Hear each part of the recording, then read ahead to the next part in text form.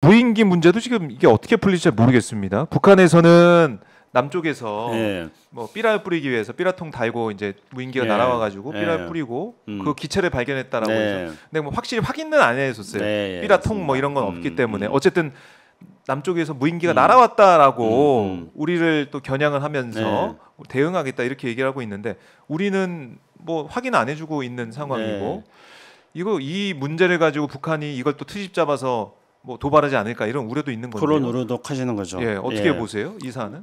게다가 이제 그게 경의선 네. 폭파하고 맞물리면서 이게 지금 더 국민들이 불안을 더 키우고 있는 겁니다. 네. 그런데 이제 일단 무인기는 우리 이 정부가 북한에서 이제 무인기를 무인기를 발견했다고 했을 때 네.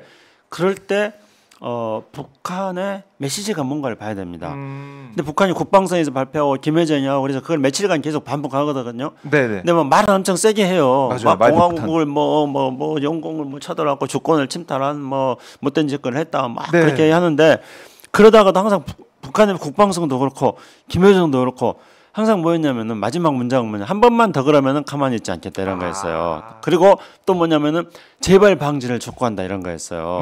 그러니까 북한의 메시지는 남한이 무인기를 평양 상공으로 띄웠는데 네. 근데 그래서 우리 열나 기분 나쁘다. 화 많이 났다. 화났어. 근데 한 번만 더 하면은 이제는 가만히 있어. 가만히 있지 않겠다. 네. 그리고 이제 재발 방지책을 세워라 이런 거거든요. 그러면 이때 우리 정부가 해야 될 일은 뭐겠어요? 우리 정부는 근데 거의 다 대놓고 우리 안보 관계자들은 전부 나와가지고 북한은 전쟁 못 일으켜 뭐 이렇게 하면서 또 강대 강으로 가야 된다 뭐 이런 이야기만 하면서 불난지에 부채질을 하는 거죠. 이렇게 하니까 의심을 하는 거예요 국민들이. 또 국내 정치가 어려우니까 뭔가 북한을 자극해가지고 남북 관계를 긴장시켜서 국민들의 관심을 그리 돌리거나 또는 어떤 북한 변수 때문에 안보 위기를 조성해가지고 이 정권이 위기에서부터 또 탈출해 보려고 하는 옛날에 수구 정권이 써먹었던 방식을 또 윤석열 정부가 써먹으려고 하는 게 아닌가 하는 의심을 하게 된다는 거죠. 네. 그런데 이제 만약에 그러면은 북한이 왜 바로 공격하지 않고 왜 북한이 말만 세게 하고 그리고 재발 방지를 처음에 이야기했는가 이런 점입니다. 네. 근데 평양 상공에 무인기가 나타났어요. 이거는 북한의 입장에서 본다면은요 방공망이 뚫린 거예요. 맞아요. 그렇죠. 네, 그렇죠. 몇 년 전에 그 미국의 무인 정찰기인 MQ-9에 의해 가지고 이라크에서 이란의 군사 지도자가 피격을 당해가지고 암살한 사건이 생겼습니다. 그건 미국 본토에서 MQ-9이라는 물론 최고성능 무인기인데 그걸 통해 가지고 본토에서 조종을 해가지고 이라크에서 암살을 한 거거든요. 근데 평양 상공이 뚫렸어요 무인기에 의해서. 물론 그 무인기는 그런 어떤 정밀하게 암살할 수 있는 그런 어떤 수준은 아니지만은 이거는 일단 평양 상공에 뚫렸다. 그러니까 군사 안보전 측면에서 보면 첫째 방공망이 뚫렸다. 방공망이 뚫렸다. 두 번째로 김정은의 신변의 위험이 발생할 수 있는 가능성이 생겼다는 거예요. 그렇네요. 그렇잖아요. 무인기 보내서. 그렇죠. 그걸 할 수도 있잖아요. 북한은 그렇게 생각할 수밖에 없는 거예요. 아니, 더군다나 북한이 맨날 하는 게 뭡니까? 북한은 수령제 사회주의 국가예요. 수령이 최고예요. 최고 존엄을 목숨 걸고 사수하자는 게 북한이 맨날 떠드는 거예요. 그런데 바로 최고 존엄에 바로 그 무인기가 갔던 평양의 중구역 있지 않습니까? 그 평양의 중구역은 북한의 노동당 중앙청사가 있는 곳이에요. 북한의 노동당 중앙청사는 김정은의 집무실이에요. 그리고 우리가 텔레비전 보면은 북한 사람들이 무슨 맨날 당 무슨 행사 같은 거 하자 거기서 하는 거예요. 다. 그럼 그 상공에 무인기가 떴어요. 그럼 이거는 김정은에 대한 보위에 실패한 거예요. 북한 사람들은 그렇게 생각할 수밖에 없어요. 그다음에 세 번째로는 또 그 못지않게 북한이 또 심각한 문제는 어떤 거냐면은 이 북한의 이 수령님을 받들어 모시는 북한에서 수령을 모독하는 거는 가장 큰 1호 범죄입니다. 그런데 수령을 모독하는 전단이 수령 집무실 상공에 떨어진 거예요. 이거는 또 엄청나게 중요한 북한 내부에서 본다면은 범죄 행위가 발생한 거. 이렇게 세 가지가 무인기가 평양 중국 상공에 떠서 삐라를 뿌렸던 것이 북한에게 주는 큰 문제입니다. 그래서 북한이 이거에 대해서 말로는 이제 남한을 규탄하는 거 떠들지만은 자기네들도 불안한 거예요. 그렇기 때문에 이제 혹시나 그 자기네 방공망에 뚫렸는데 또 들어와 버리면은 그러면 또 자기네들이 그렇죠. 대책을 세운다 하지만 혹시나 네. 또 돌아보면 안 되니까 한 번만 더 그러면 이제 가만히 두지 않겠다고 말하는 거예요. 그러니까 확대를 시키려고 안 하는 거죠. 그리고 이제 확대를 시키려고 안 할 뿐만 아니라 재발 방지를 요구하는 거예요. 그래서 우리가 오지 마라. 그렇죠. 유능한 정부를 한다면은요. 이 타이밍에서 북한의 목을 딱 잡아야 되는 거예요. 그래가지고 이 타이밍에서 군사 당국자 회담을 딱 하는 거예요. 제안을 하는 거죠. 시점에. 네, 북한도 그 필요가 있는 거잖아요. 재발 방지를 시켜야 되니까. 네. 그래서 수밖에 없다. 재발 방지책을 논의하자. 아하. 그리고 재발 방지를 위해서는 먼저 진상 규명이 필요하다. 네. 그렇다 이제 그럼 이제 북한은 진상 규명을 하자 그러면은 자기들이 자료가 다 있으니까 유리할 거 아니에요. 그래서 그 미끼를 가지고 북한을 군사회담에 끌어 들어가지고 재발 방지를 위한 뭐 좀 티격태격하고 막 싸움질을 하겠죠. 그렇게 해가지고 재발 방지책을 만드는 거예요. 네. 그렇게 된다면은 바로 지금 한반도 위기를 관리할 수 있는 첫걸음을 내딛게 되는 겁니다. 그렇네요. 그렇죠. 말씀 들어보니까. 근데 만약에 북한이 예. 군사회담을 제안했는데 재발 방지를 위한 군사회담을 제안했는데 북한이 안 받았다고 쳐요. 안 받으면 이제 북한 내부에서는 어떤 문제가 생기냐면은 아니 지금 평양 방공망에 뚫렸고 수령을 모독하는 유인물이 평양 수령 집무실에 떨어지고 있고 네. 수령 집무실에 지금 무인기가 날아다니는데 재발 방지를 안 해? 재발 방지를 위한 남북 협상을 안 하는 것에 대한 북한 내부에 또 어떤 비판 세력이 생길 거예요.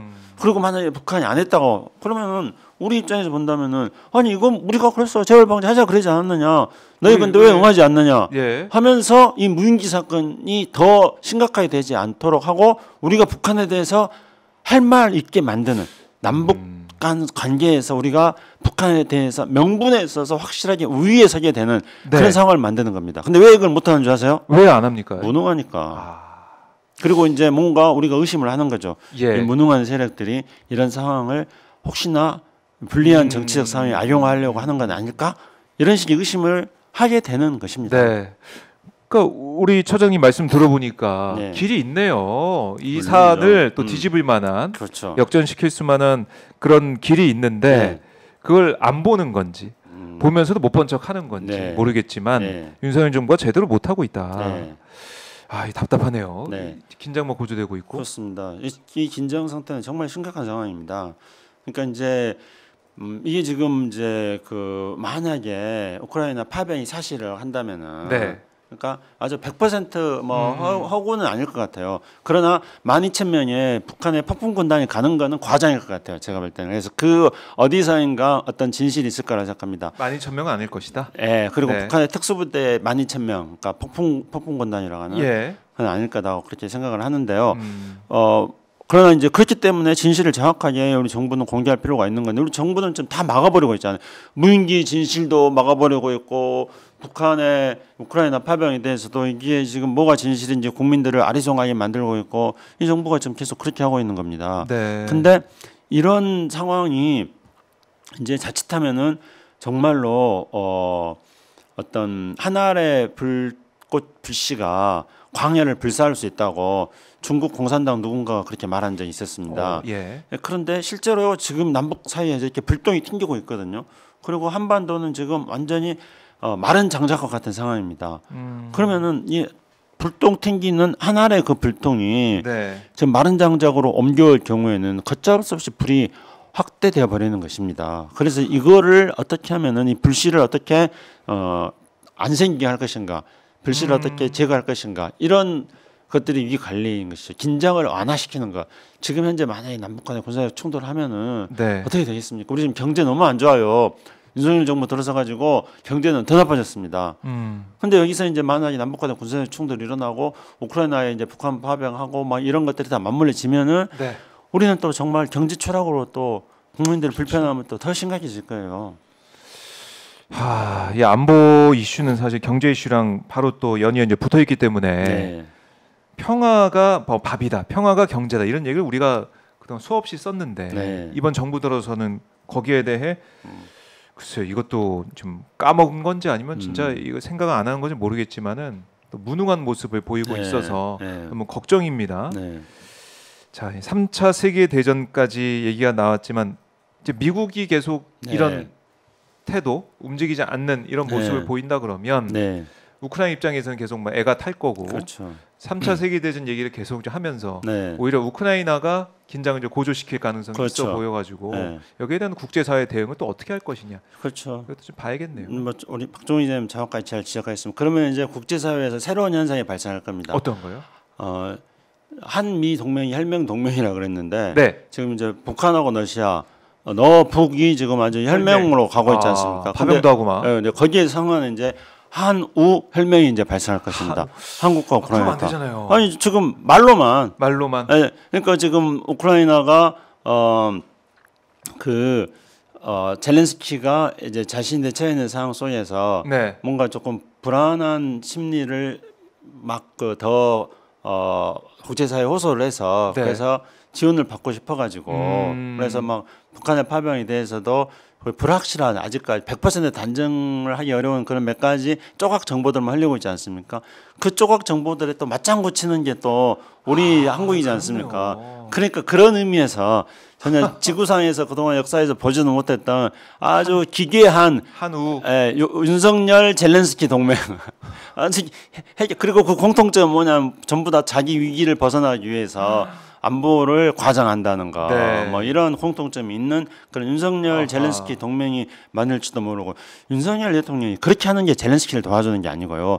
대한민국의 국제 브랜드 파워가 있지 않습니까? 네. 윤석열 대통령이 정말로 국제사회에 존경받는 그런 대통령을 한다면은 대한민국의 브랜드 파워를 가지고 러시아의 우크라이나에 대한 공격이 잘못됐다는 것을 정말로 품위 있게 이야기를 하면서 그러면서 젤렌스키에 대한 국제적 어떤 인도적 지원, 인도적 지원은 당연히 해야 되는 거죠. 그리고 우크라이나에서 그 정말 고통받고 있고 피받고 있는 그 희생자들, 약자들의 편에 서가지고 네. 윤석열 대통령이 마치 우리 한강 작가가 한강이 온다라는 한강이 온다, 손이 온다 이런 소설을 가지고 약자의 편에 선 것처럼 우크라이나 그 희생당한 사람들의 편에 서가지고 그들과 공감대를 형성하기 위한 발언을 한다면은 세계인들이 얼마나 좋아하겠습니까? 근데 제가 이런 말하면 틀림없이 정신 차리세요, 김창수 씨. 어떻게 윤석열하고 한강 작가를 비교합니까? 이렇게 말하겠지 당연히. 그래서 안 된다는 겁니다. 그래서 이 정부는. 그러니까 저는 이 정부의 이런 기가 막힌 아이디어도 주고 있지 않습니까? 그런 얘기를 좀 듣고 네. 돌파구를 마련해야 되는데. 그럼요. 다른 거 하지 말고 네. 우크라이나 진짜로 젤렌스키 대통령을 도와주려면은 우크라이나에 그 피해받고 고통받는 우크라이나 국민들에게 공감과 연대 메시지를 보내고 국제사회에 이 우크라이나 피해자들과 함께하자. 이런 메시지를 던지자는 거예요. 네. 한강 작가가 그렇게 말해가지고 얼마나 또 많은 사람들에게 어떤 감동을 줬습니까? 근데 또 제가 이렇게 말하면 또 한강하고 윤석열을 비교하냐 이렇게도 말할 텐데 예. 그게 발끝도 못 따라간다는 것을 제가 비교하기 위해서 했던 것입니다. 그래요. 그러니까 이 평화에 초점을 맞춰가지고 어떻게 하면 평화를 만들어내고 네. 현상 유지, 현상 관리를 할 거냐. 네. 여기에 이제 계속 머리를 맞대고 고민을 해야 되는데 네. 그런 노력이나 그런 움직임이 전혀 안 보이다 보니까 네. 그러니까 확전을 각오하고 지난번 2년 전에 무인기 사태 때도 네. 확전을 각오하고 우리가 네. 무인기 한 대 내려오면 네. 뭐 2대, 석 대 이제 올라가서 뭐 격추시키고 온다 뭐 이런 얘기가 흘러나온 거 아니겠습니까? 그런 상황이 유지가 되고 있고 또 우크라이나에 살상 무기까지 이번 기회에 또 보내려고 하는 게 아닌가. 네, 맞아요. 그럼 뭐 물론 지금 뭐 우회해서 보내고 있다는 얘기 나오고 있지만 네. 우리가 명시적으로 보내게 되면 이것도 정말 긴장을 고조시키고 맞습니다. 전쟁으로 가는 그런 무서운 일 아니겠습니까? 저 그걸 깜짝 놀랐는데요. 네. 오늘 아침에 보니까 우리나라의 이 보수 논객들이라고 하는 사람들 이런 사람들이 나와가지고 이 기회에 네. 우리가 우크라이나에 무기 수출을 해야 된다. 지금 그 이야기를 하고 있는 거예요. 와 정말 그러면은 진짜 윤석열 젤렌스키 동맹을 그렇게 좀 만들자고 지금 하는 것인데요. 예. 이런 식으로 이제 사태가 확산되어지면은 네. 정말로 우리가 이제 우크라이나 전쟁에 개입하게 돼가지고 그렇게 되면 이제 어떻게 되겠습니까? 나중에 이제 러시아가 러시아는 어쨌든 간에 안보리 상임이사국 5개 국가 중에 하나이고 핵을 보유한 국가이고 재벌은 망해도 3대를 간다고. 러시아는 여전히 군사 기술에 있어서 매우 뛰어나고 우수한 기술을 지금 확보하고 있고 그리고 러시아는 에너지와 자원이 풍부하고 이런 나라입니다. 이런 나라가 지금 우리하고 이미 적대 관계가 돼버렸지 않습니까? 이 적대 관계가 되어 있는데 이제는 우리가 만약에 우크라이나에 대해 무기 수출을 하잖아요. 그러면 이제 러시아가 북한한테 무기 지원을 하고 그래서 러시아가 지원해줬던 무기가 바로 우리 대한민국 국민들을 향해 사용되게 되는 이거를 모르는 거예요. 이게 정말 이게 대한민국의 보수 논객들이 수준이 이 정도밖에 안 되는 겁니다. 우리나라가 우크라이나 무기 지원했을 때 우리나라가 지원한 우크라이나 그 무기가 보통 이제 우리가 당구 용어로 말한다면 뭐 몇 번 돌다 보면 돌아가지고 바로 우리 국민들을 위협하게 되는 거예요. 그러니까 우리 국민들의 생명과 안전을 위협한다는 것들에 대해서 한 치 앞도 내다보지 못하고 그런 발언들을 하고 있는 겁니다. 정말로 심각한 거예요, 이런 거. 야, 이 심각한 상황에 대해서 우리 북한 파병은 우리 무기 주면 되지 이렇게 일차원적으로 생각하면 큰일 난다. 이런 말씀 참 가슴에 와닿습니다.